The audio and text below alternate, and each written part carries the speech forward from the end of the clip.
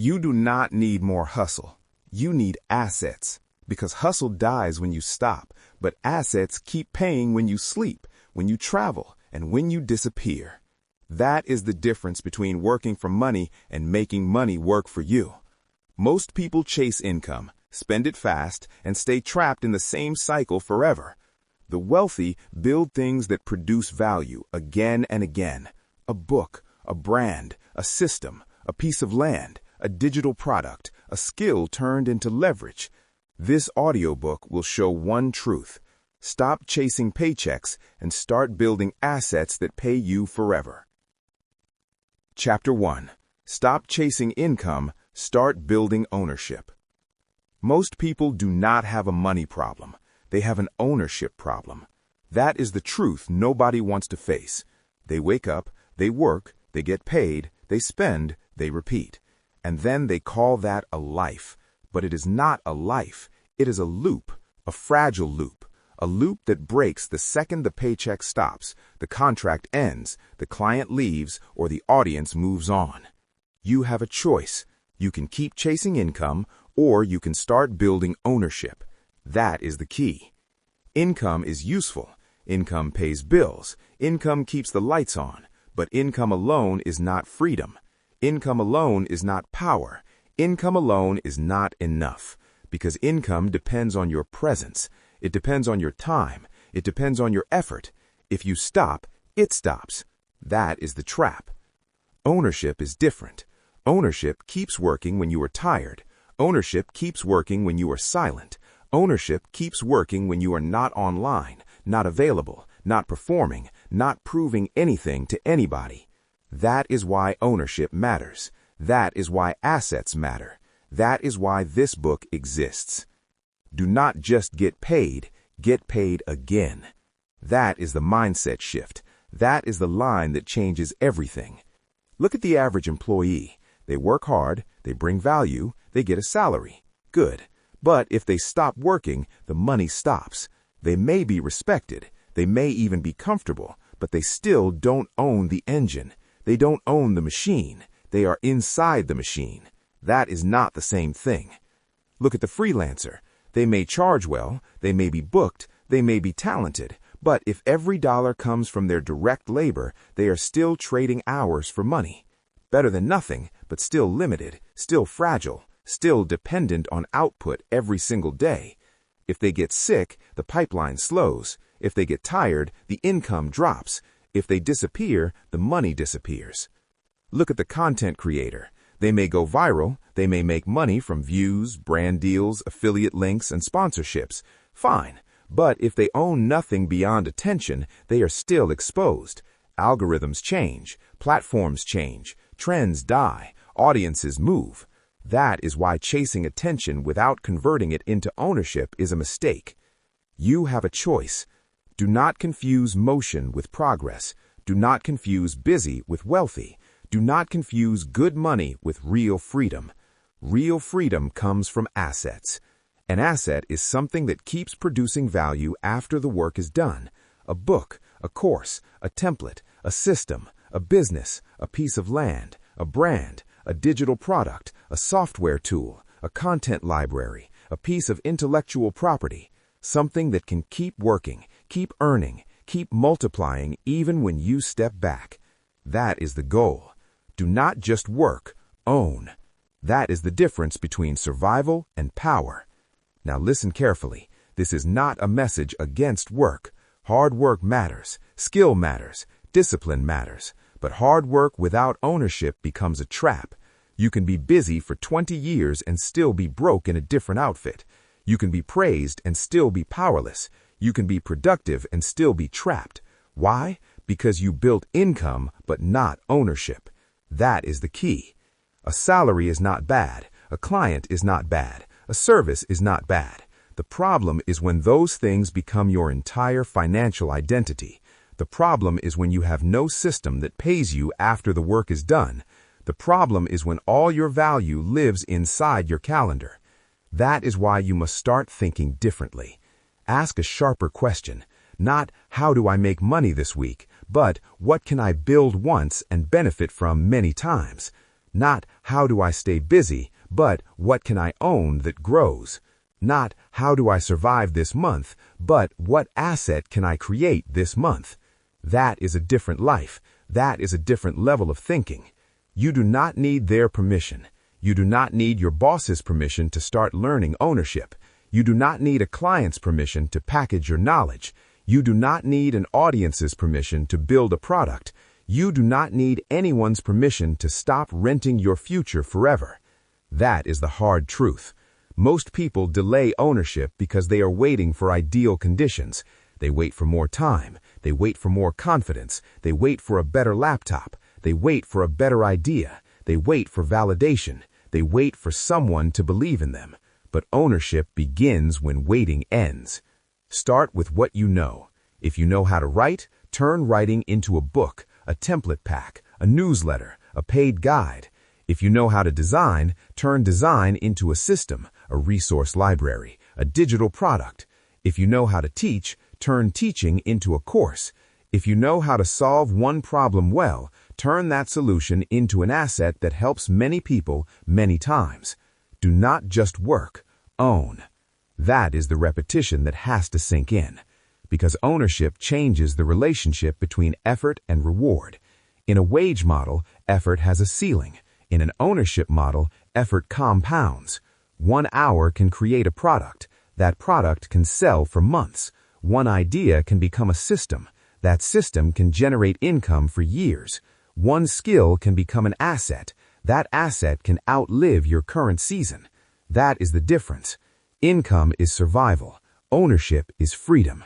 Say it again. Income is survival. Ownership is freedom. The first keeps you afloat. The second changes your life. This is where many people get stuck. They see ownership as something for rich people. Wrong. Ownership is how people become rich.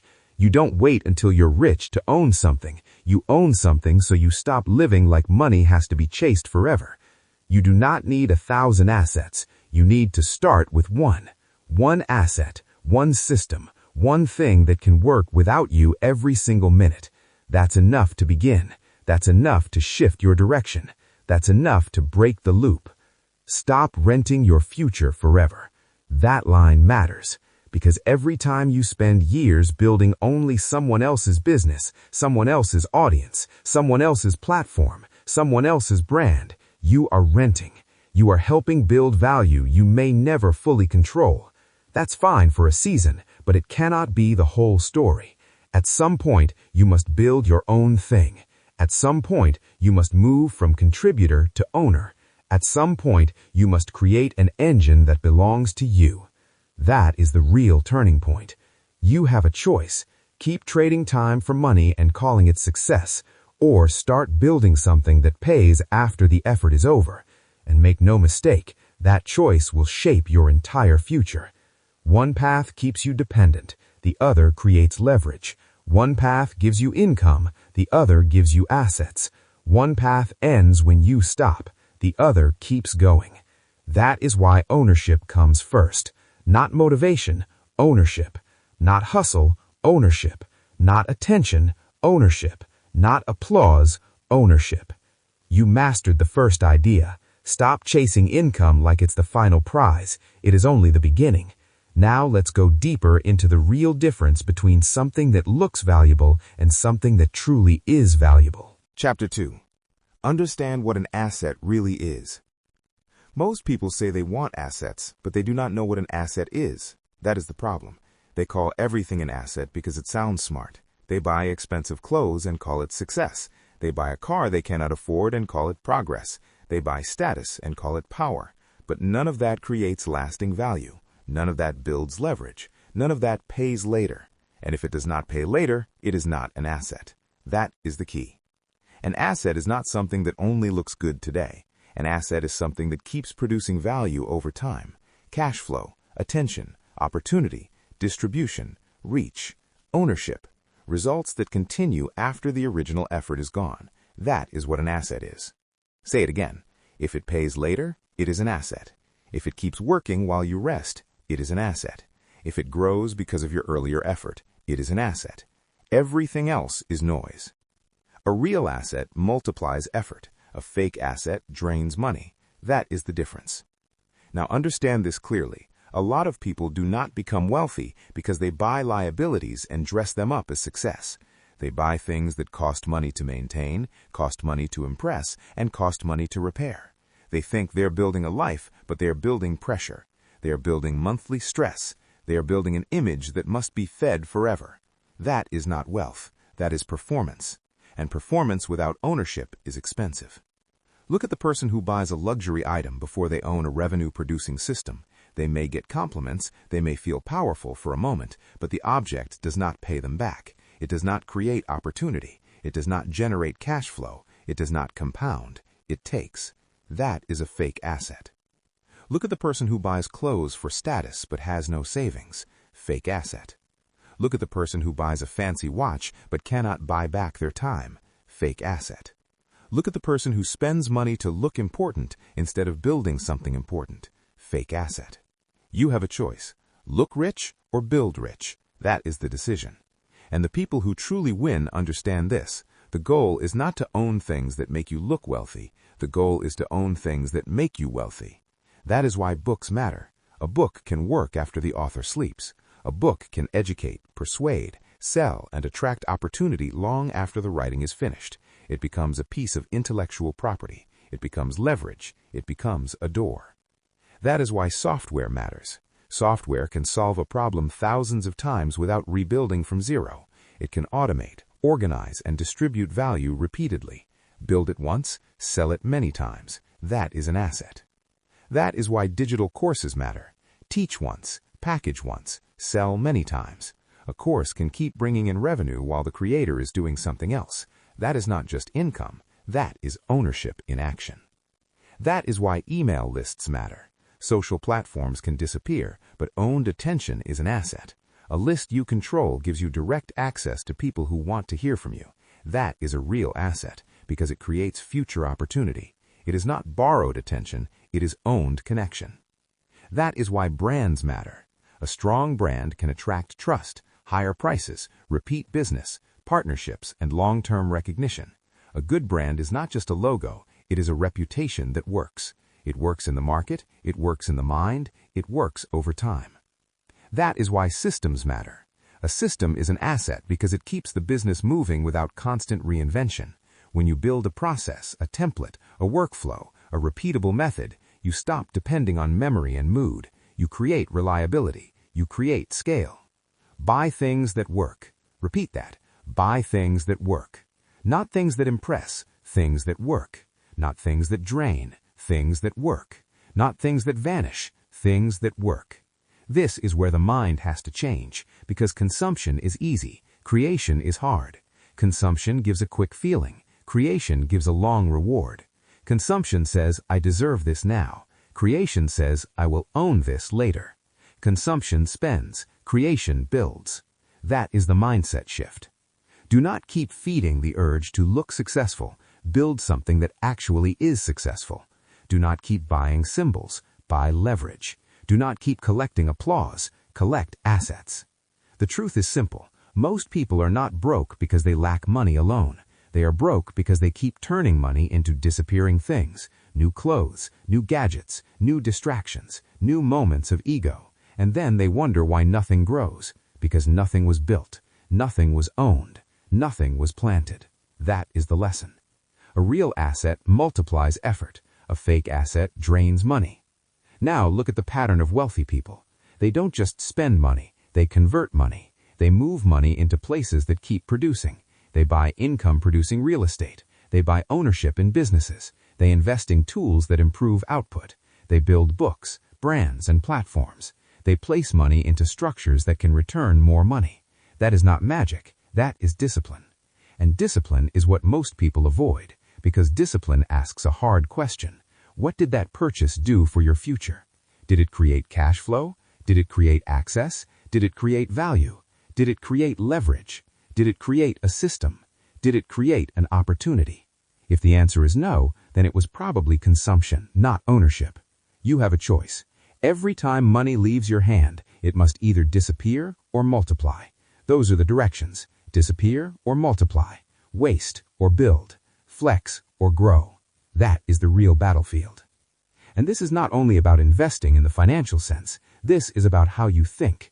This is about what you respect. This is about what you celebrate. When you admire things that do not produce, you train yourself to chase appearances. When you admire things that produce, you train yourself to think like an owner. That is why you must rewire your standards. Admire the person who builds a product, not just the person who posts a photo. Admire the person who owns a system, not just the person who buys a symbol. Admire the person who creates recurring value, not just the person who spends loudly. That is how your mind changes. And here's the test. If you left it alone for 6 months, would it still give value? If the answer is yes, you're looking at something real. If the answer is no, be honest. It might be expensive, it might be fashionable, it might be impressive, but it is not an asset. If it pays later, it is an asset. If it pays only while you are active, it is income. If it costs money and brings nothing back, it is a liability. That is the difference. That clarity will save you years, because once you know what an asset really is, you stop confusing luxury with progress. You stop confusing noise with wealth. You stop confusing consumption with power. And that is where your life changes. You start asking a better question. What can I build that keeps working? That question changes everything. A book keeps working. A course keeps working. A brand keeps working. A system keeps working. A rental property keeps working. A dividend investment keeps working. A software tool keeps working. An email list keeps working. That is the world of assets. That is the world of ownership. That is the world you are entering. So keep the standard high. Keep the thinking sharp. Buy things that work. Build things that work. Own things that work. Because the goal is not to look successful for a day. The goal is to create value that continues. That is how wealth becomes real. You have now defined the target. You know what an asset is. You know what it is not. Next, we move from definition to discipline, because one asset in focus is worth more than 10 half-finished dreams. Chapter 3. Build one asset before you build 10 dreams. Most people do not fail because they are incapable. They fail because they are scattered. That is the truth. They have 10 ideas, 10 plans, 10 dreams, 10 things they could do, 10 directions pulling at their attention. And because they keep dividing their focus, they finish nothing. They start, they stop, they restart, they rename, they redesign, they hesitate, they chase the next exciting thing. And in the end, there is no asset. There is only motion. You have a choice. You can keep collecting ideas, or you can build one thing that pays. That is the key. One asset finished is worth 10 ideas abandoned. Say it again. One asset finished is worth 10 ideas abandoned. Because ideas do not pay. Half-built projects do not pay. Dreams on a notebook page do not pay. Finished assets pay. Completed work pays. Ownership pays. Clarity pays. That is why focus matters more than excitement. Most people think they need more ideas. No, they need fewer ideas and more discipline. They need one direction, one clear offer, one product, one system, one channel, one path to ownership. Because when your attention is spread everywhere, your results are weak everywhere. Start small, finish strong. That is the rule. Start small, finish strong. People hate this advice because it sounds too simple. They want something flashy. They want a big launch. They want a massive audience. They want instant proof. But wealth does not begin with scale. Wealth begins with completion. First you finish, then you refine, then you repeat, then you expand. Simple scales. That is another truth people ignore. Simple scales because simple can be repeated. Simple can be improved. Simple can be understood. Simple can be sold. Simple can be explained. The more complicated you make your plan, the more likely it is to collapse under its own weight. Complexity creates confusion. Confusion kills execution. Execution creates assets. That is the game. Look at the writer who wants to build wealth. They can chase every trend and write random content forever, or they can build one book that becomes the foundation. One book, finished, published, sold, then reused. That book can become an audiobook. It can become a course. It can become a newsletter topic. It can become a speaking topic. It can become a lead generator. One finished asset opens multiple doors. That is how you multiply effort. Look at the designer who keeps making random posts for random clients. They may stay busy forever and still feel stuck. But if that designer turns one strong service into templates, they create leverage. If they turn one workflow into training, they create leverage. If they turn one method into licensing, they create leverage. Suddenly, the same skill starts earning in more than one way. Same knowledge, different packaging, more value, more control. That is what ownership does. It takes what you already know and turns it into something repeatable. Clarity creates cash flow. Repeat that. Clarity creates cash flow. Because when you know exactly what you are building, you stop wasting energy deciding. You stop jumping from one idea to another. You stop using confusion as an excuse. You stop pretending that movement is progress. You build one thing with intention, and that intention compounds. This is where many people get trapped. They believe opportunity means saying yes to everything. Wrong. Real opportunity often looks like saying no to 90% of distractions. Real opportunity is focus. Real opportunity is choosing one lane and staying in it long enough to create something real. You do not need 10 businesses. You need one asset finished. You do not need 5 offers. You need one offer that works. You do not need 3 platforms. You need one channel that you can actually grow. You do not need 20 unfinished side hustles. You need one clear path to ownership. That is the difference between a dreamer and a builder. A dreamer loves the beginning. A builder respects the finish. A dreamer talks about what could happen. A builder creates what exists. A dreamer is tempted by novelty. A builder is loyal to completion.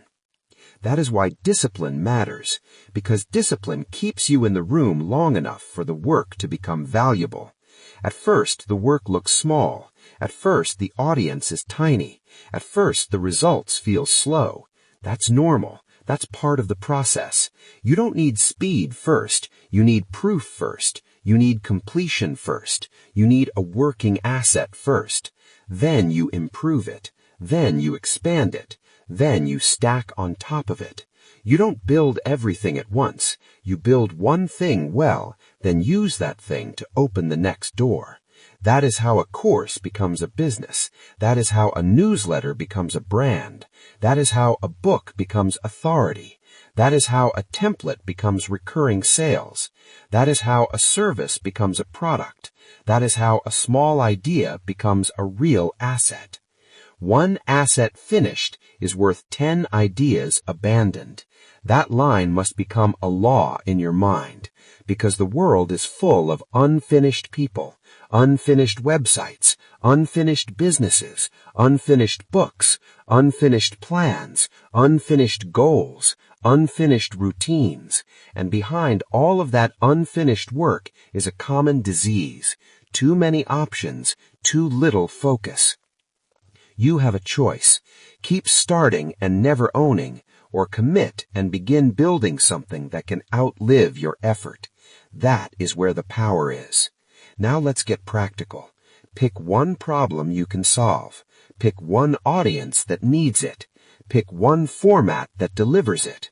Pick one place where that format can be sold or shared. Then stay there long enough to make it real. Don't redesign too early. Don't expand too soon. Don't chase the applause before the product works. Build the asset first. That is the work. Because a half-built idea cannot create freedom. A finished asset can. A half-built course earns nothing. A finished course can keep selling. A half-written book is a burden. A finished book is a door. A half-made system creates stress. A finished system creates leverage.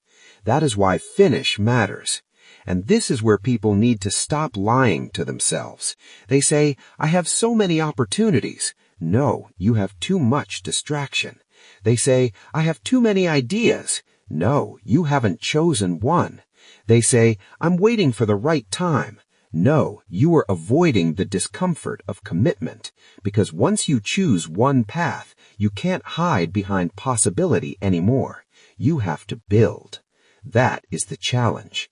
And that is also the freedom, because once you commit to one clear asset, your energy stops leaking, your time becomes sharper, your decisions become faster, your progress becomes visible.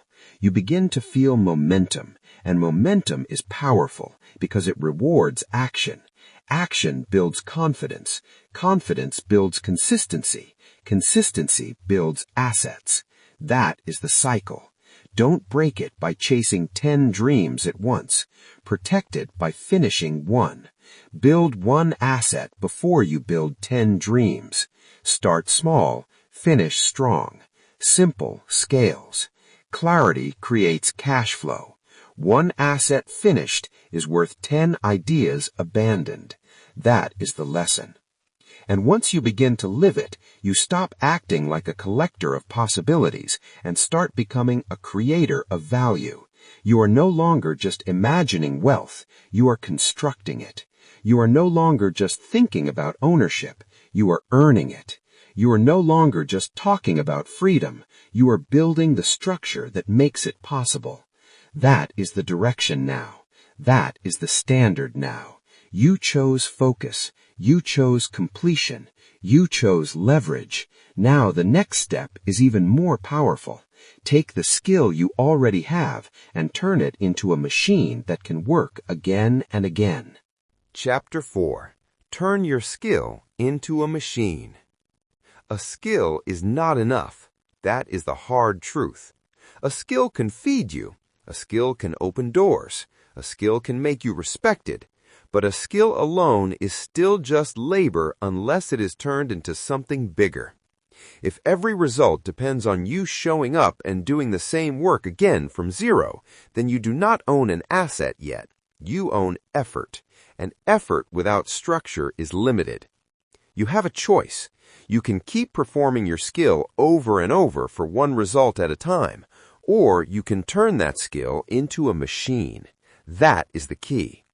Do not only perform the skill, package the skill. Say it again.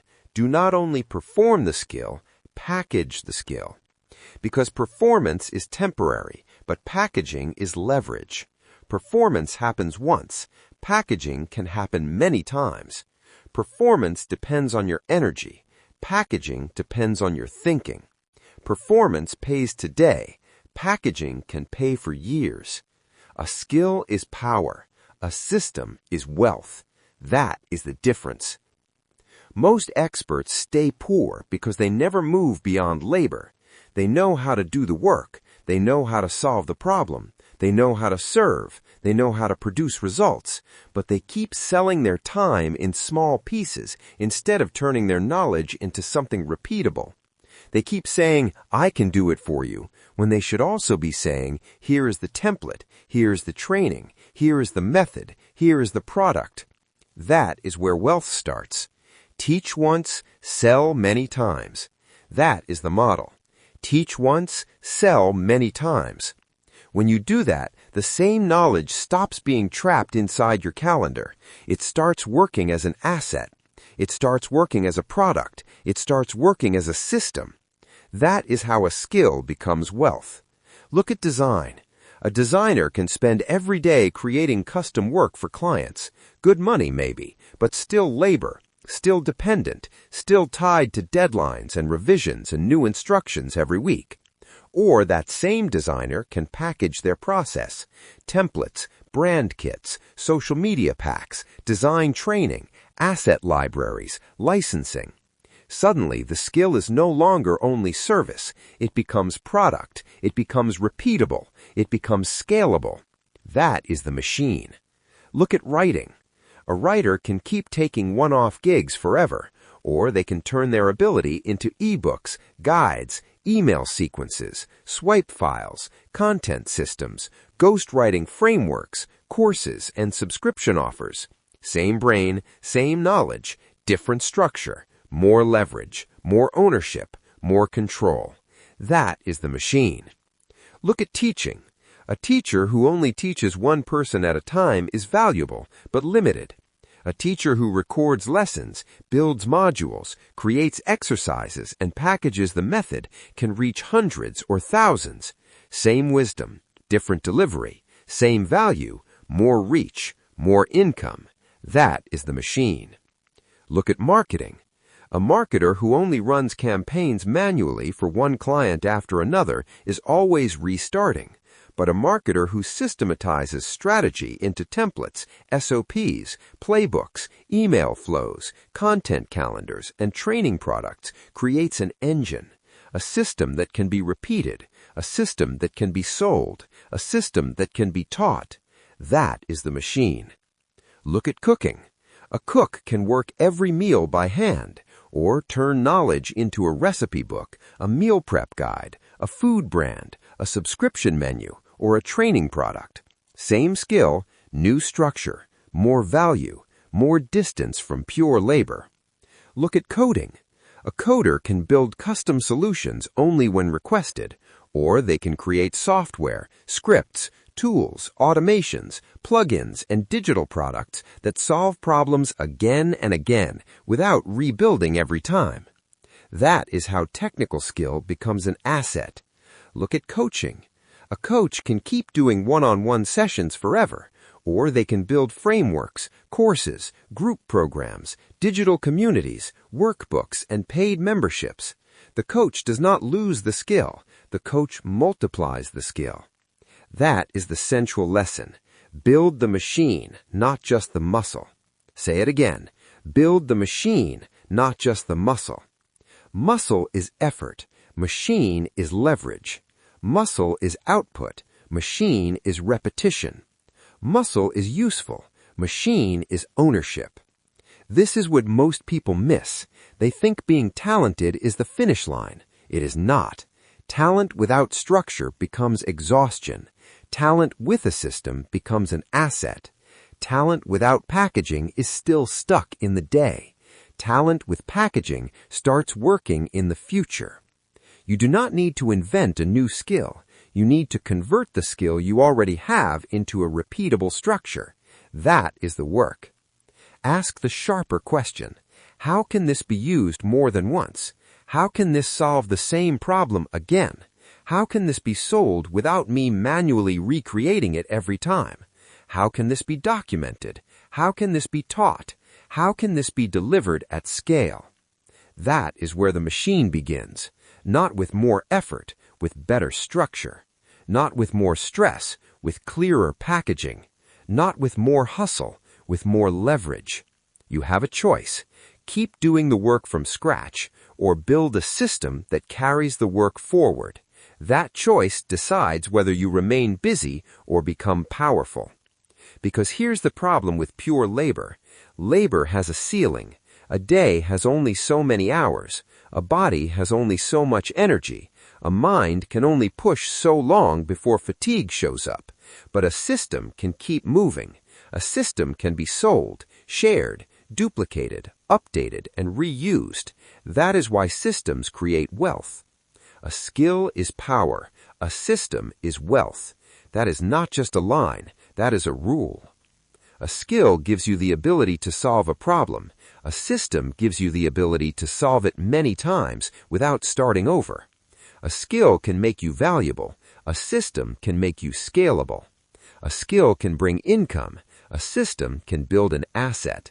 And that is what you want. Do not only perform the skill, package the skill. That means document what you do, write the steps, record the process, build the framework, turn your method into a clear offer, turn your experience into a usable asset. If you know how to get results, then there is a structure inside that knowledge waiting to be extracted. That structure is the machine, and once the machine exists, you can improve it, you can refine it, you can sell it, you can license it, you can automate it, you can hand it to someone else, you can make it work while you focus on the next asset. That is how ownership expands. This is the difference between experts and owners. Experts know. Owners package. Experts do. Owners systematize. Experts solve once. Owners solve repeatedly. That is the shift. The world does not just pay for skill. The world pays for access, convenience, reliability, and repeatability. That is why packaged knowledge wins. That is why templates sell.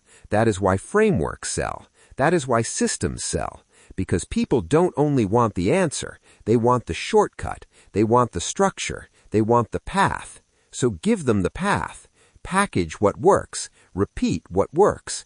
Turn skill into structure, turn structure into leverage, turn leverage into ownership. That is how the machine is built. And once the machine is built, you are no longer trapped by every new request. You are no longer rebuilding every outcome from scratch. You are no longer dependent on constant manual effort to stay relevant. You become a person with assets, a person with systems, a person with something that keeps working. That is the standard. Build the machine, not just the muscle. Teach once, sell many times. Do not only perform the skill, package the skill. That is the chapter. And once you understand this, you begin to see every talent differently, not as something to merely use, but as something to structure, not as something to rent out endlessly, but as something to own and repeat. You have built the bridge between skill and asset. Now the next step is even more powerful, because once you know how to package what you know, you must learn how to own attention itself. Chapter 5. Own attention before you try to own money. Money does not come first. Attention does. That is the truth most people ignore, and it is why they keep building in silence. They create something, they post it once, they hope, they wait, they wonder why nothing happens, but nothing happens because nobody saw it, and if nobody sees it, it cannot scale. That is the key. If nobody sees it, it cannot scale. Say it again. If nobody sees it, it cannot scale. People want revenue before reach. They want profit before people. They want buyers before audience. But that is backwards. The market does not reward invisibility. The market rewards attention. The market rewards trust. The market rewards distribution. If nobody knows you exist, the best offer in the world will still struggle. You have a choice. Build the audience, then build the offer. Or keep building in private and wondering why the world is not responding. That is the rule. Attention is the first asset, because attention creates opportunity. Attention creates proof. Attention creates trust. Attention creates demand. Attention creates the doorway that everything else walks through. That is why this chapter matters. Attention becomes leverage. Say it again. Attention becomes leverage. Because once you own attention, you can move people, you can educate them, you can serve them, you can sell to them, you can introduce them to products, ideas, services, systems, books, courses, memberships, and brands. You are no longer shouting into the dark. You are speaking to a room that already knows your name. That is power. Look at the email list. An email list is not glamorous, it is not flashy, it does not scream for attention, but it is owned distribution. It is a direct line to people who chose to hear from you. That matters, because social platforms can shift, algorithms can change, accounts can disappear, but an email list is yours. It is a channel you control. That is a real asset. Build the audience, then build the offer. That is how it works. Look at social media channels. A channel is not just content. A channel is distribution. A channel is trust over time. A channel is a place where attention compounds when the message is consistent. One video does not build an asset. Repeated value does. Repeated visibility does. Repeated trust does. That is why people who stay consistent eventually become difficult to ignore. That is the math. Attention is not built by intensity alone. It is built by consistency, by showing up, by saying the same core message in different forms, by being present long enough for people to remember you. That is how audiences form. That is how authority grows. That is how opportunity starts finding you instead of you chasing it. Look at communities. A community is attention plus trust plus belonging. That combination is powerful. When people gather around a clear message, a clear identity, or a clear problem, they stop being random viewers and start becoming connected members. That is valuable because a community does not just consume. A community refers. A community supports. A community buys. A community spreads the word. That is an asset. Attention is the front door to ownership. That is the line. Attention is the front door to ownership. No attention, no reach. No reach, no trust. No trust, no sales. No sales, no assets. That is why the order matters so much. Look at podcasts. A podcast can build long-form trust in a way that very few formats can. People hear your voice. They hear your thinking. They hear your repetition. They begin to understand your worldview. That kind of attention is not shallow. It is deep. It creates familiarity. It creates authority. It creates relationships before money ever enters the conversation. Look at YouTube audiences. A YouTube channel can become an asset because it creates visible trust at scale. One video can continue bringing attention for months. One topic can lead to another. One audience can connect to another product. One loyal viewer can become a customer, a fan, a buyer, a subscriber, a referral source.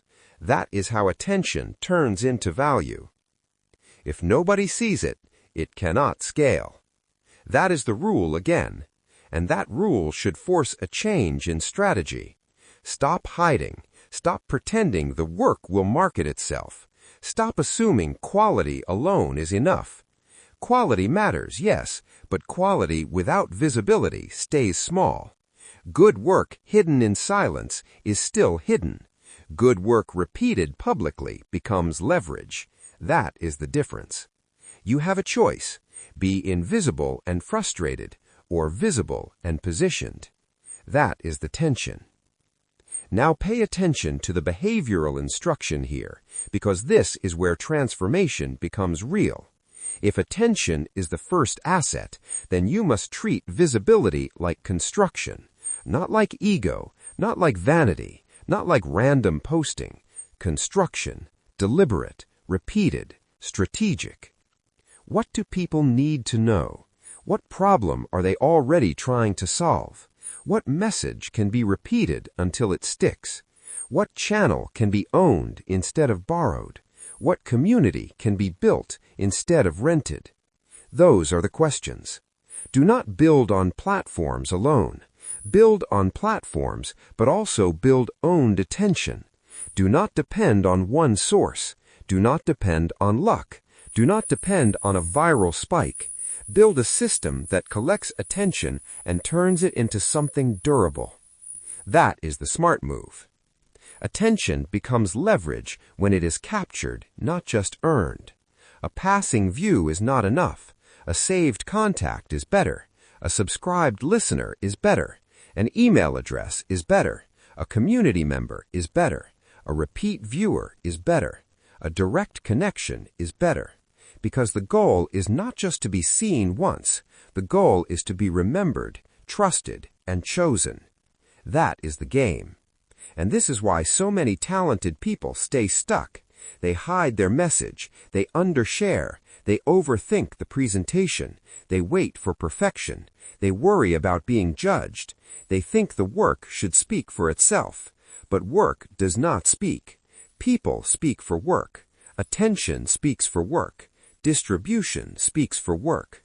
You need both the product and the pathway.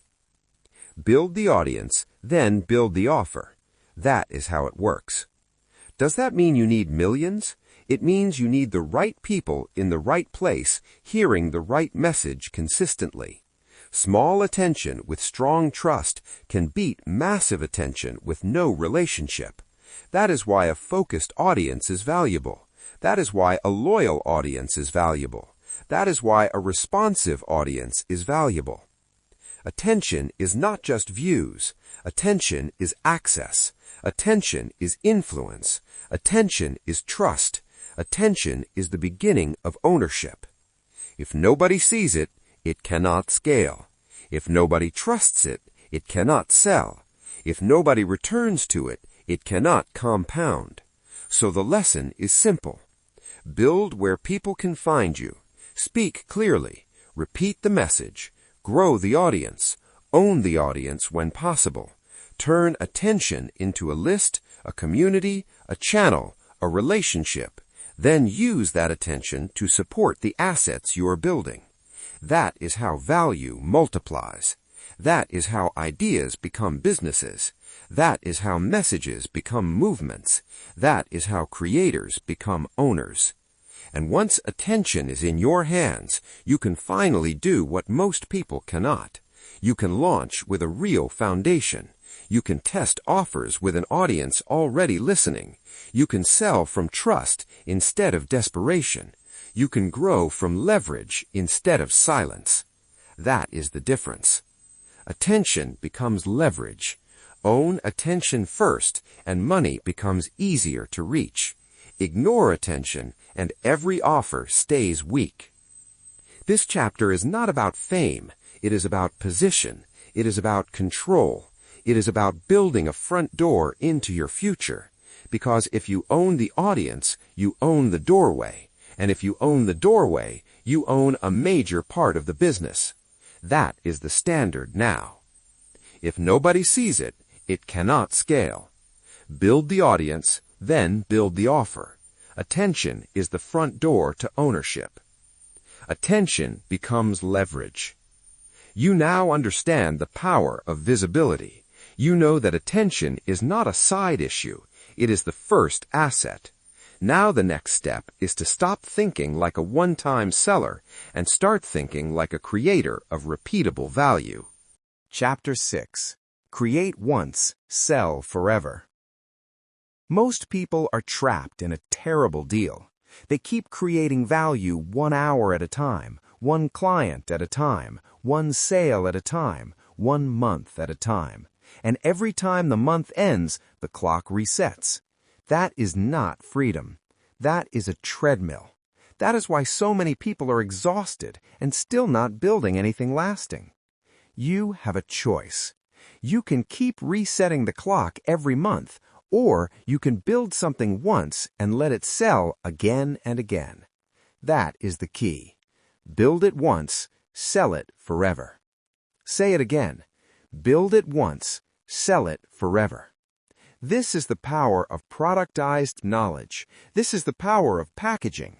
This is the power of turning what you know into something that can move without you having to start from zero every single day. Do the work one time. Let the asset do the rest. Stop resetting the clock every month. That is the lesson.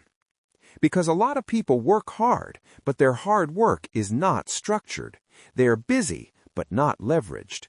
They are useful, but not scalable. They are talented, but trapped in repeated manual labor. They know how to solve problems, but they never turn that solution into a product. That is where the money leaks out. That is where the freedom disappears. That is where their future gets stuck inside their current effort. A book is one of the cleanest examples. You write it once, you edit it once, you publish it once, but it can keep working for years. It can build authority. It can build trust. It can generate sales. It can lead people into your world. It can create opportunities you did not even plan for. A single ebook can quietly bring in income long after the writing is finished. That is real leverage. That is not just a piece of content. That is an asset. Build it once, sell it forever. Now look at courses. A course is powerful because it takes one body of knowledge and turns it into repeatable value. You teach once, you record once, you structure once. Then the same training can be sold over and over. It can be delivered at scale. It can serve more people without demanding more hours every time. That is the difference between labor and ownership. The same lesson applies to templates. A template saves time. A template reduces friction. A template packages experience into a ready-to-use solution. That is why people buy them. They do not want to start from zero. They want a shortcut. They want clarity. They want a guide. If you have already solved a problem, turn that solution into a template. That is what smart creators do. A template is not small. A template is multiplied effort. A template is proof that your thinking has value beyond the moment you created it. Look at digital downloads, checklists, guides, swipe files, Notion systems, planners, workbooks, asset packs, resource kits. These are all examples of value that can be created once and sold repeatedly. They do not require your presence every time. They do not require a live call every time. They do not require you to reinvent your work every time. That is why they matter. Look at memberships. A membership is powerful because it creates recurring value. It gives people continued access, continued structure, continued support, continued trust. And if the system is right, the creator is not rebuilding everything from scratch every month. The core value is established. The relationship continues. The asset compounds. Look at licensing. Licensing is one of the sharpest ideas in this whole book, because now your work can be used by others under agreed terms, while you keep ownership. That means your idea, your design, your method, your material, or your system can generate value across multiple users without being sold away completely. That is leverage. That is ownership. That is smart scaling. Do the work one time. Let the asset do the rest. Now hear this clearly. The goal is not to become obsessed with making digital products for the sake of making digital products. The goal is to remove your time from the center of the transaction. That is the real target. The real target is repeatability. The real target is separation between your effort and your income. The real target is an asset that continues to produce.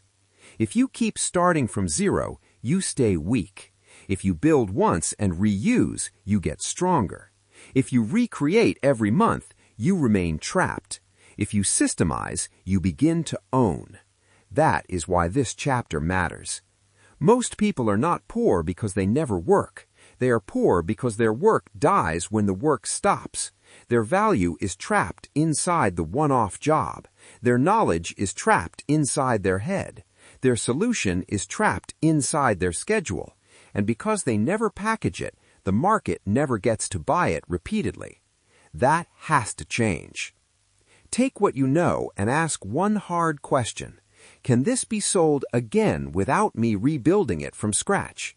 If the answer is no, then you still have labor. If the answer is yes, then you are moving toward an asset. That is the test. A single ebook generating sales for years is an asset. A course sold on autopilot is an asset. A template pack purchased by thousands is an asset. A membership delivering recurring value is an asset. A license generating income while keeping ownership is an asset. Build it once, sell it forever. That phrase has to enter your thinking until it becomes a rule.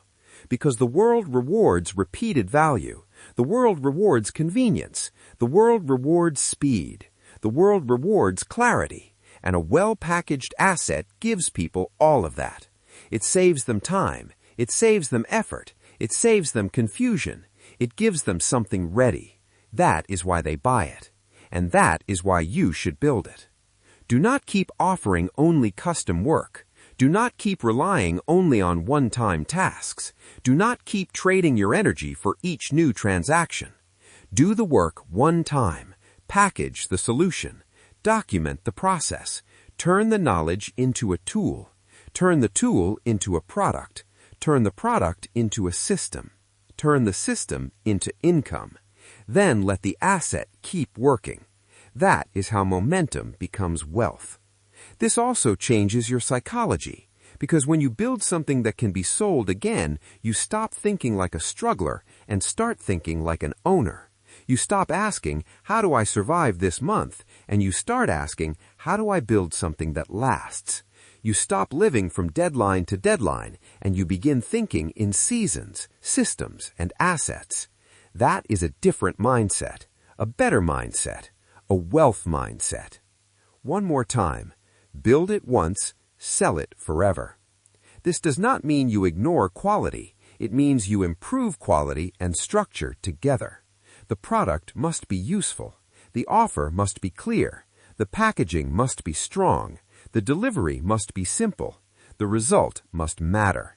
Because if the asset is weak, the repetition doesn't matter. But if the asset is strong, repetition becomes powerful. That is the work. Create something people actually need. Create something that solves a problem. Create something that can be delivered without friction. Create something that keeps its value over time. Then let it move. Let it sell. Let it work. That is ownership.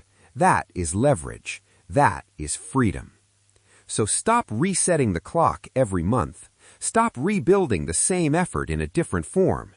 Stop depending on one-off labor to carry your future. Do the work one time. Let the asset do the rest. Build it once, sell it forever. That is how you escape the trap of constant restart. That is how your knowledge becomes a machine. That is how your effort becomes income without constant reinvention. And now that you understand how to create once and earn repeatedly, the next lesson is even more important. Do not spend your money trying to look rich. Spend it in ways that make your future richer. Chapter 7. Buy cash-flowing assets, not emotional toys. A lot of people do not have a spending problem. They have a thinking problem. They spend to impress. They spend to cope. They spend to feel important. They spend to look successful before they are successful. And every time they do that, money leaves and nothing returns. That is not progress. That is leakage. You have a choice.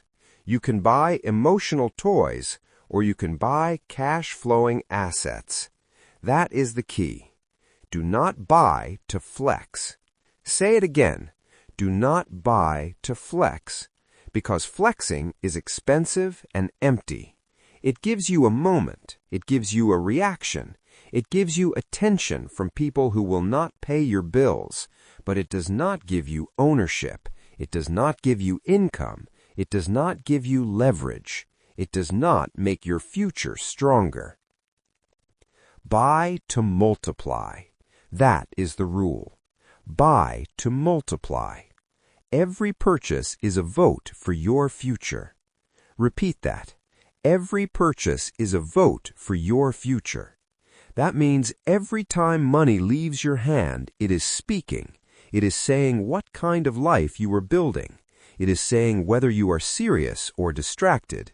It is saying whether you think like a consumer or like an owner. And most people are voting for weakness without even realizing it. They buy emotional toys, a car they cannot maintain, a gadget they do not need, clothes that look good but do nothing, status symbols, appearance pieces, lifestyle props, things that make noise but create no return. And then they wonder why they are always behind.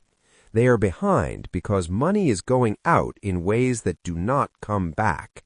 That is the mistake. Let money return to you. That is the standard. Let money return to you. A cash-flowing asset is different. It is not bought for applause. It is bought for return. It does something. It produces something. It grows something. It helps something. It compounds. It supports your future instead of draining it. Look at equipment that helps generate service revenue. That is an asset if it increases your ability to earn. A camera for a content creator, a laptop for a designer, a printer for a business, a machine for a maker. A tool that helps you produce more, serve more, or charge more is not a toy. It is leverage. It is an extension of your ability to create value. That is the difference. The object itself is not the point. The return is the point. Look at property that pays rent. That is a classic example because it shows the simplest form of the idea. You buy something that creates cash flow over time. The property is not there to make you look rich. It is there to return value. It can appreciate. It can produce monthly income. It can become a long-term store of value. That is what an asset looks like. Look at shares that compound. A stock or equity position can represent ownership in a business that grows over time. That growth can create value beyond your original purchase. That is not emotional spending. That is strategic allocation. That is money moving into a place where it can work. Look at equipment that increases productivity. A tool that saves time is not a luxury if it helps you create more value. A system that reduces effort is not a waste if it increases output. A subscription that helps you perform better can be an asset if it improves your earning power. The question is always the same. What does this buy me later? That is the question. Not how does this make me look, but how does this make me grow? Not what will people think, but what will this return?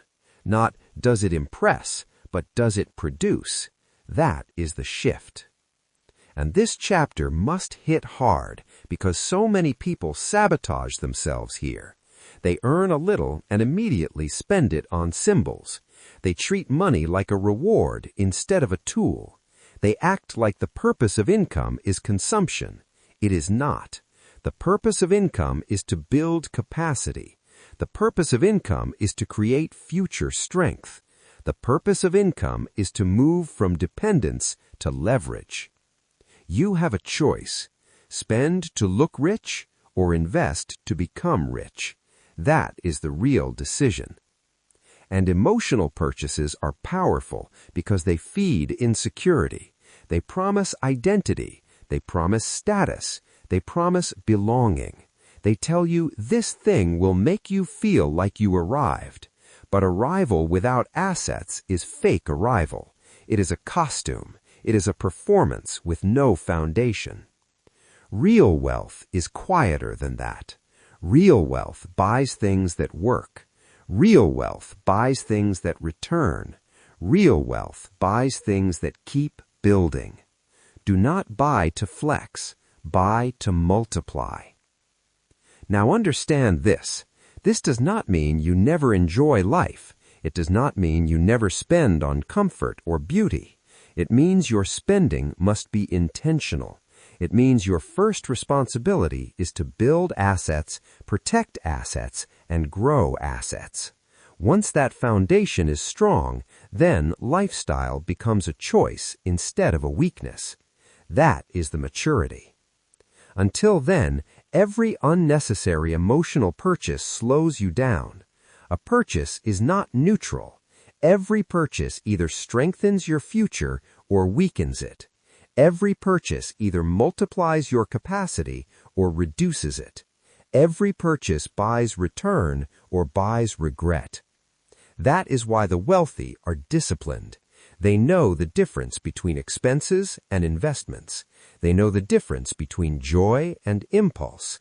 They know the difference between a tool and a trophy. They know how to buy things that help them build. That is not deprivation. That is intelligence. Let money return to you. Say it again. Let money return to you.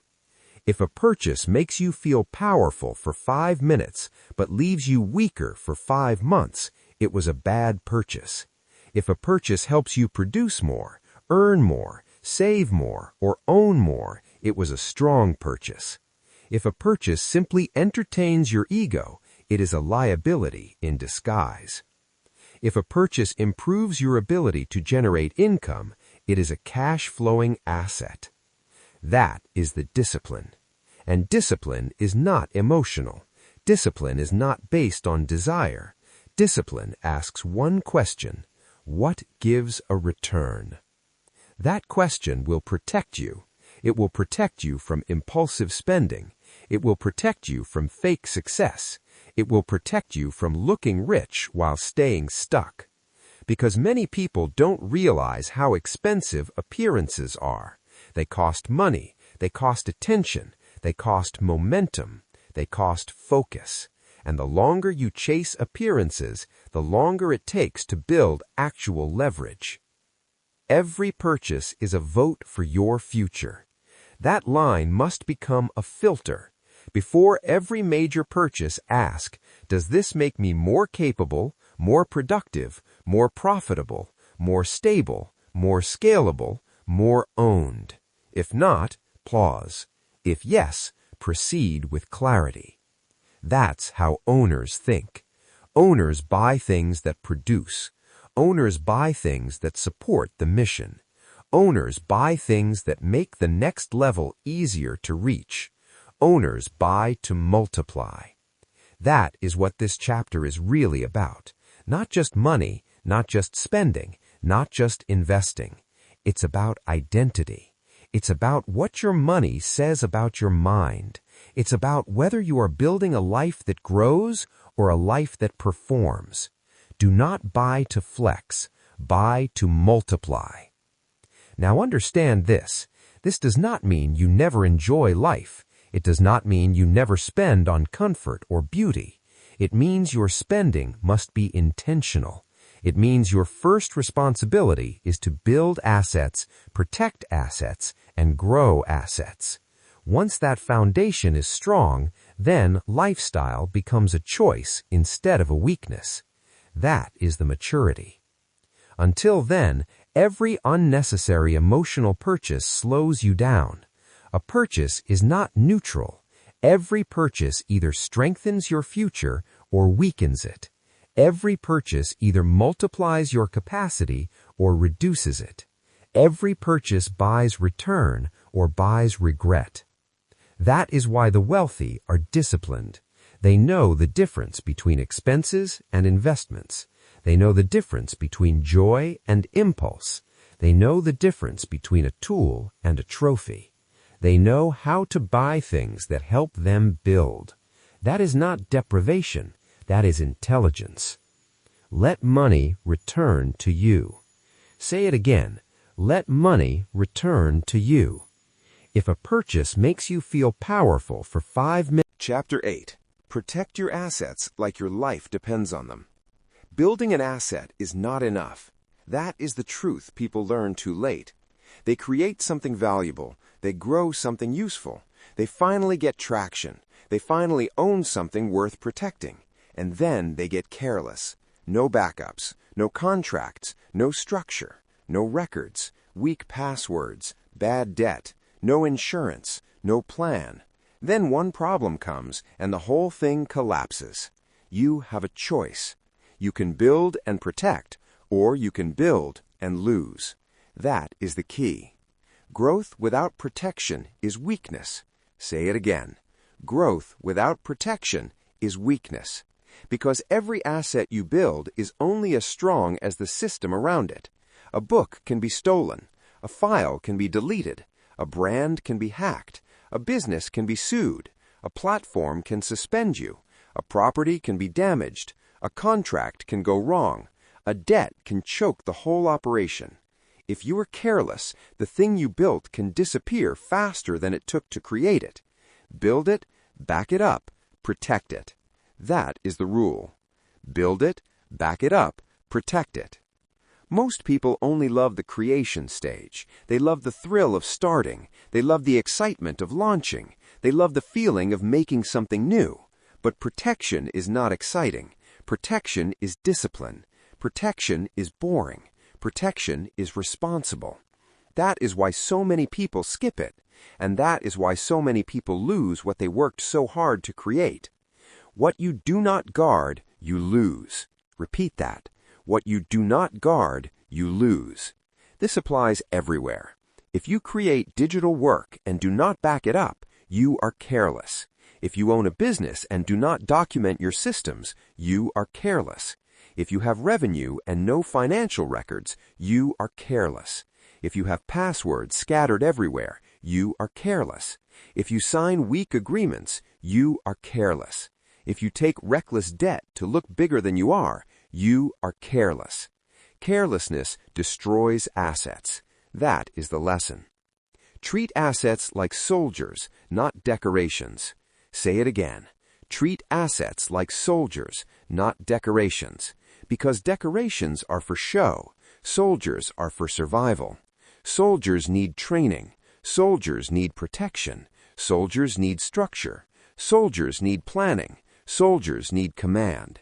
That is how you should think about your assets, not as trophies to display, but as resources to defend. Look at creators losing accounts. This happens all the time. Years of content, years of work, years of audience building. Then one policy violation, one hacked login, one banned channel, one deleted post, one platform decision, and suddenly the person loses access to their own value. That is not just unfortunate, that is preventable in many cases. Backups, two-factor authentication, recovery options, diversified platforms, email ownership. These are not extras, these are survival systems. Build it, back it up, protect it. Look at business owners losing files. A designer loses their project library. A writer loses drafts. A marketer loses campaign data. A consultant loses client records. A photographer loses archives. One hard drive failure can wipe out months or years of work if there is no backup. That is not a small mistake. That is a failure of stewardship. If the asset matters, protect the asset. Look at investors losing money through lack of planning. They buy something they do not understand. They borrow too much. They take shortcuts. They ignore risk. They fail to read. They fail to plan. They fail to diversify. They fail to track. Then one sudden event hits and the asset becomes a burden. That is why protection matters, not just for the asset itself, but for the person who owns it. You have a choice. Be the builder who protects or the dreamer who loses. That is the difference. Now hear this clearly. Protection is not fear. Protection is maturity. Protection is not paranoia. Protection is responsibility. If you care about what you built, you must act like it matters. And if it matters, it must be defended with the same seriousness you used to create it. This means real things. Ownership structures matter. Separate business and personal finances. Use proper legal setups when needed. Keep clean records. Use contracts. Clarify who owns what. Clarify who gets paid. Clarify what happens if something goes wrong. Do not assume trust replaces structure. It does not. Trust is good. Structure is better. Backups matter. Save the work in more than one place. Keep copies. Keep secure storage. Keep recovery options. Keep your materials available even if one system fails. A real asset should not live in only one fragile location. Password security matters. Use strong passwords. Use unique passwords. Use two-factor authentication. Use secure account recovery. Do not make the thing you built easy to steal. Weak security is not convenience. It is invitation. Insurance matters. If the asset is valuable, think about what protects it from accident, damage, liability, or interruption.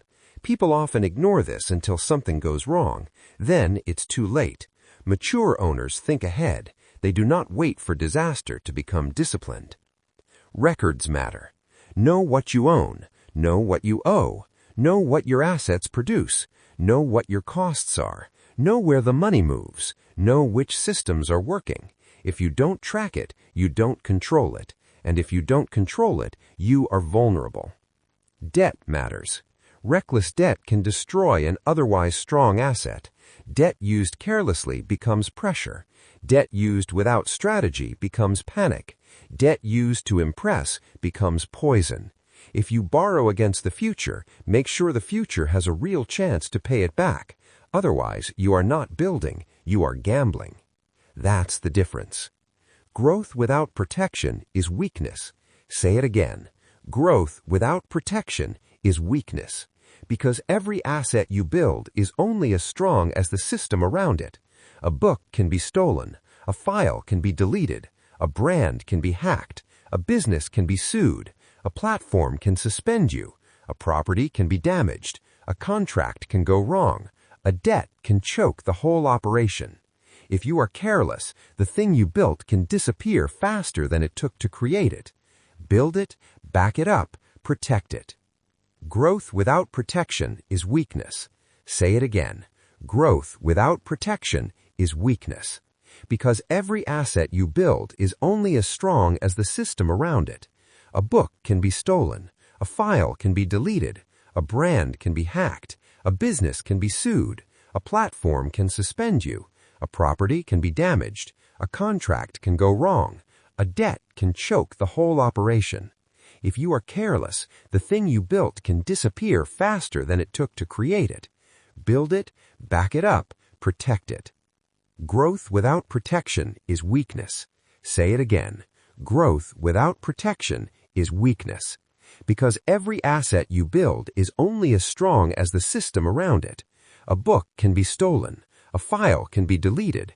A brand can be hacked. A business can be sued. A platform can suspend you. A property can be damaged. A contract can go wrong. A debt can choke the whole operation. If you are careless, the thing you built can disappear faster than it took to create it. Build it, back it up, protect it. Growth without protection is weakness. Say it again. Growth without protection is weakness. Because every asset you build is only as strong as the system around it. A book can be stolen. A file can be deleted. A brand can be hacked. A business can be sued. A platform can suspend you. A property can be damaged. A contract can go wrong. A debt can choke the whole operation. If you are careless, the thing you built can disappear faster than it took to create it. Build it, back it up, protect it. Growth without protection is weakness. Say it again. Growth without protection is weakness. Because every asset you build is only as strong as the system around it. A book can be stolen. A file can be deleted. A brand can be hacked. A business can be sued. A platform can suspend you. A property can be damaged. A contract can go wrong. A debt can choke the whole operation. If you are careless, the thing you built can disappear faster than it took to create it. Build it, back it up, protect it. Growth without protection is weakness. Say it again. Growth without protection is weakness. Because every asset you build is only as strong as the system around it. A book can be stolen. A file can be deleted. A brand can be hacked. A business can be sued. A platform can suspend you. A property can be damaged. A contract can go wrong. A debt can choke the whole operation. If you are careless, the thing you built can disappear faster than it took to create it. Build it, back it up, protect it. Growth without protection is weakness. Say it again. Growth without protection is weakness. Because every asset you build is only as strong as the system around it. A book can be stolen. A file can be deleted. A brand can be hacked. A business can be sued. A platform can suspend you. Chapter 9. Reinvest everything that can be reinvested. There is a dangerous moment in every money journey. It is the moment you start making a little progress. That is when the ego wakes up. That is when the appetite grows. That is when people stop thinking like builders and start thinking like consumers. They get one win, Then they rush to celebrate with spending. One sale, then a new outfit. One profit, then a new phone. One milestone, then a new distraction. And before long, the money is gone, the growth is gone, and the future is still small. You have a choice. You can consume your wins, or you can reinvest them. That is the key. Do not eat the seed. Say it again. Do not eat the seed. Because the seed is not the meal. The seed is the future. The seed is the part that grows. The seed is what becomes the next harvest. If you keep eating the seed, you keep killing the system that could have carried you forward. That is why so many people stay stuck. They keep taking every gain and turning it into a short-term reward instead of a long-term expansion. Reinvestment is acceleration. Repeat that. Reinvestment is acceleration. That is the truth. Because reinvestment does not just preserve progress, it multiplies it. It takes one win and uses it to create another win. It takes one small result and turns it into a larger structure. It makes money work harder. It makes time work smarter. It makes effort compound. Compounding is quiet wealth. Say it again. Compounding is quiet wealth. It does not look loud at first. It doesn't feel dramatic. It is not the flashy kind of growth people post about. It is slower, more disciplined, more strategic. But over time, it becomes powerful. It becomes undeniable. It becomes the reason one person stays small while another becomes unstoppable. The patient builder wins. That is the law. The patient builder wins. Most people hate this because patience feels like delay. But patience is not delay. Patience is discipline in motion. Patience is choosing structure over impulse. Patience is understanding that a small asset, consistently reinforced, can grow into something serious. A little money put back into the right place over and over becomes a machine. That is the real game.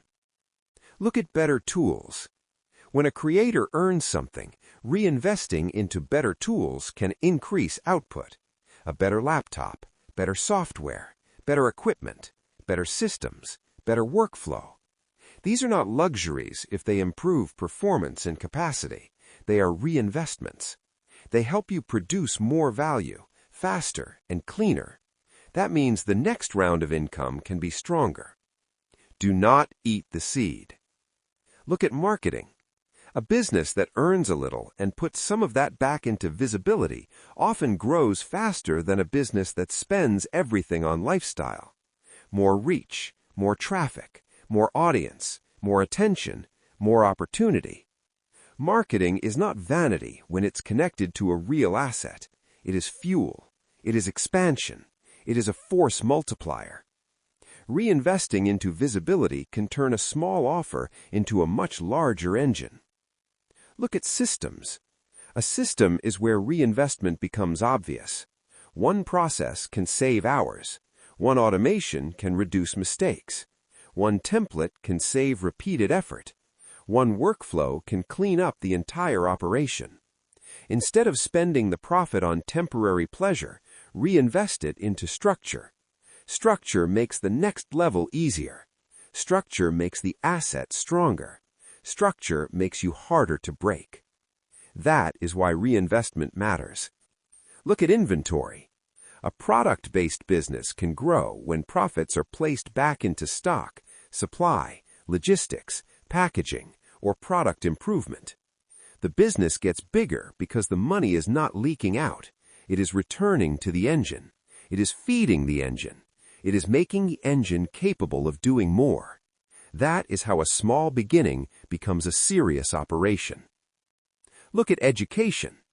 A person who uses some profit to improve knowledge, sharpen skill, or deepen understanding is not spending. They are upgrading their capacity. Better decisions come from better thinking. Better thinking creates better assets. Better assets create better returns. So education is not a soft expense when it improves the quality of your future output. It is reinvestment. Look at expansion. Sometimes reinvestment means building the next level of the business before taking the reward out too early. More content, more products, more offers, more delivery capacity, more support, more distribution, more depth. That is not greed, that is momentum. That is how small gains become larger gains. That is how a builder thinks. You have a choice. Pull profits out for immediate comfort or put them back into growth. That choice decides whether you remain in survival mode or move into compounding mode. And this is where lifestyle inflation destroys people. They make more and suddenly spend more. They earn more and suddenly need more. They get better results and suddenly raise their costs before they raise their assets. That is backward. That is how progress gets erased. A larger income with larger habits can still leave a person weak. Why? Because the money is not staying in the system long enough to grow. It is entering and escaping at the same speed. No retention, no accumulation, no compounding. Just motion. That is why you must become strict. Every dollar does not need to become pleasure. Every gain does not need to become consumption.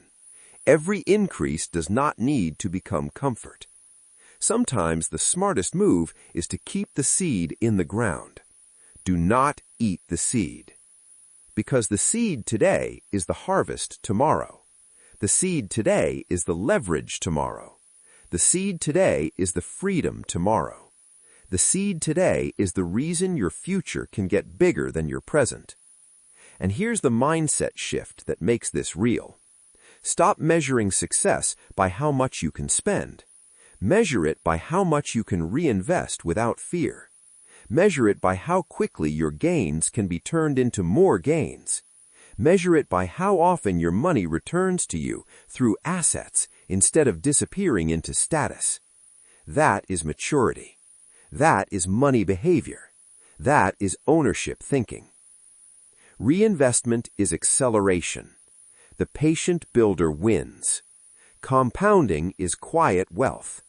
Those are not just phrases, they are operating principles. A person who keeps reinvesting into assets becomes harder to stop every year. Their tools improve, their systems improve, their audience grows, their products improve, their confidence grows, their margin grows, their options grow. That's what compound growth does. It creates distance between where you started and where you're going. And the opposite is also true. A person who keeps consuming their gains never escapes the cycle. They always feel busy. They always feel close. They always feel one step away. But the step never turns into a system because the money never stays long enough to become one. That is the trap. Do not eat the seed. Now understand this clearly. Reinvestment does not mean stupidity. It does not mean reckless spending in the name of growth. It means deliberate allocation. It means putting money back into things that genuinely increase value, capacity, efficiency, reach, or income. That's the difference. Not spending more, spending smarter. Not wasting more, rebuilding more. The patient builder asks a better question. What will make this asset stronger next month, next year, next season? That question is powerful. What tool improves output? What system improves efficiency? What investment improves cash flow? What education improves judgment? What expansion improves scale? What move makes the next level easier to reach? That is reinvestment thinking. And the more you live this way, the more your results separate from the average person's results. Because most people are reacting to money. Builders are directing money. Most people are celebrating money. Builders are assigning money. Most people are spending money. Builders are planting money. That's the difference. Do not eat the seed. Now understand this clearly. Reinvestment does not mean Chapter 10. Think like a builder, live like an owner. Everything you've heard in this audiobook leads to one final truth. Wealth is not a number first, it is an identity. That is the shift. Because if you only chase numbers, you will always feel behind. There will always be someone earning more, spending more, showing more. But when you build the identity of an owner, everything changes. Your decisions change, your habits change, your standards change, your future changes.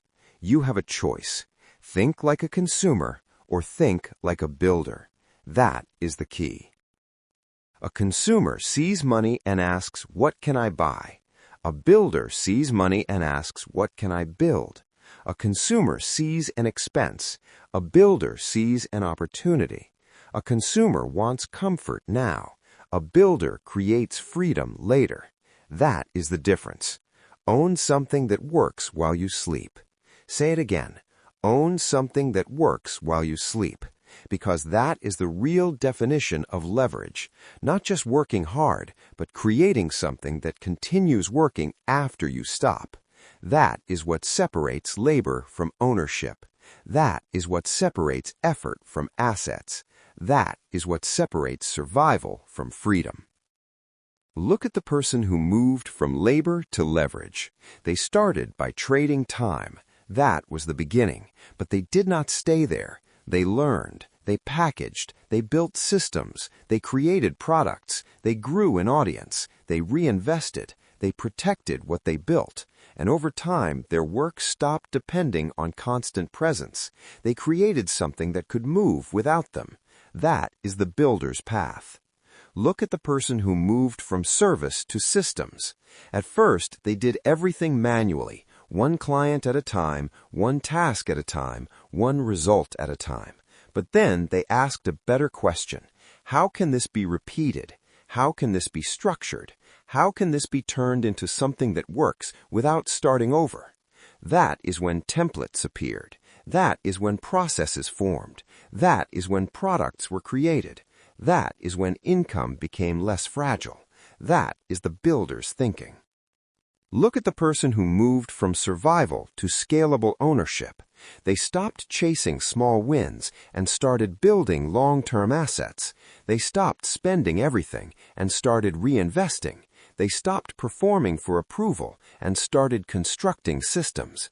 They stopped living month to month and started thinking in years. That is the builder's identity. Think long-term. Repeat that. Think long-term. Because short-term thinking keeps you reactive. It keeps you chasing. It keeps you emotional. It keeps you stuck in cycles.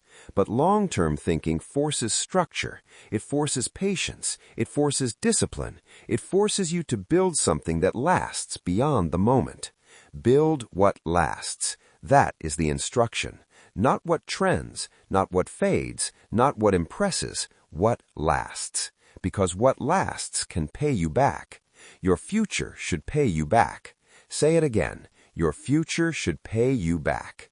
Every hour you invest, every asset you build, every system you create, every dollar you reinvest, every decision you make, it should move toward a future where the work you did continues to return value. That is the point of ownership. That is the reason you do all of this. You are not just working to survive. You are working to build something that survives without you. That is a different mindset, and that mindset must become permanent. You do not switch between builder and consumer depending on your mood. You commit to being a builder. You commit to ownership. You commit to leverage. You commit to repetition. Because repetition is where power grows. The same actions, the same standards, the same discipline, done over time. That is how assets stack. That is how systems strengthen. That is how wealth becomes real. Own something that works while you sleep. That line must stay with you because it forces clarity. If what you are building stops the moment you stop, then you still have work to do. If your income disappears the moment you rest, then you still have work to do. If your systems depend entirely on your constant input, then you still have work to do. That is not failure. That is direction. You now know what to build. You now know how to think. You now know what to prioritize. So now it becomes a matter of identity. Who are you becoming? The person who reacts to money or the person who directs money? The person who consumes value or the person who creates value? The person who rents the future or the person who owns the future? You have a choice, and that choice shows up in small moments. When you decide to build instead of scroll, when you decide to reinvest instead of spend, when you decide to package instead of perform, when you decide to protect instead of ignore, when you decide to focus instead of chase. That's where identity is built. Not in theory, in action. Because identity is not what you say, identity is what you repeat. And if you repeat the actions of a builder, you become one. If you repeat the actions of an owner, you become one. If you repeat the discipline of long-term thinking, you start living a different life. That's how this works. Now bring everything together. You stopped chasing income. You learned what an asset is. You focused on one thing. You turned your skill into a system. You built attention. You created once and sold repeatedly. You bought things that multiply. You protected what you built. You reinvested for growth. Now you become the builder. Now you live like the owner. This is not the end. This is the standard. Because once you see the world this way, you cannot go back. You cannot unsee the difference between noise and value. You cannot unsee the difference between consumption and creation. You cannot unsee the difference between effort and leverage. And that is a good thing, because now you are dangerous in the right way. Now you can build. Now you can own. Now you can create something that lasts. Think long-term. Build what lasts. Own something that works while you sleep. Your future should pay you back. That is the final message. The lesson is simple, and it is permanent. Stop living only for income. Stop spending everything you earn. Stop building a life that dies when your energy dies. Build assets. Build ownership. Build systems that keep paying after the work is done. Build products that sell while you sleep. Build attention that turns into opportunity. Build equity. Build cash flow. Build something that outlives the effort that created it. That is how freedom is built. That is how wealth stays. That is how your future gets paid. Now take this seriously. Choose one asset, start today, and finish it. Do not just watch this lesson, use it. And if this audiobook hit hard, like the video and subscribe to Mindshift Audiobooks, because the next transformation starts here.